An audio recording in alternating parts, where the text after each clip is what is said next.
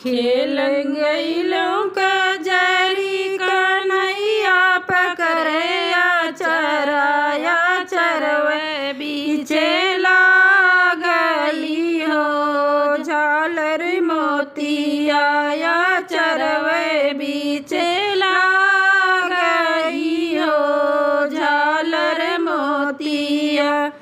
मैया पूछे बतिया नयन से डूरे आंसुआ कहाँ तू बेटी पाई हो झालर मोतिया कहाँ तू बेटी पाई हो झालर मोतिया। खेलन गईलो कजरी कन्हैया पकड़े चराया चरवे बीचे लागली हो झालर मोतिया चरवे बीचे लागली हो झालर मोतिया। खेल गईलो कजरी कन्हैया पकड़े चराया चरवे बीचे लागली हो झालर मोतिया।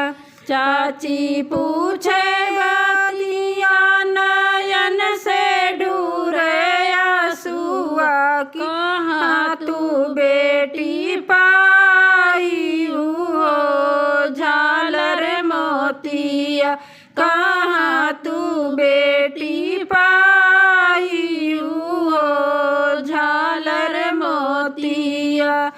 खेल गईलो कजरी कन्हैया पकड़े चराया चरवे बीचे लागली हो झालर मोतिया चरवे बीचे लागई हो झालर मोतिया।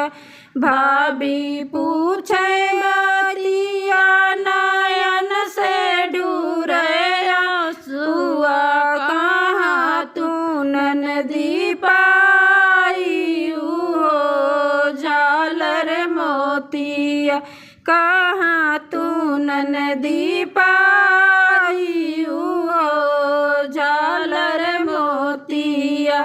खेल गईलो कजरी कन्हैया पकड़े चराया चरवे बीचे लागली हो झालर मोतिया चरवे बीचे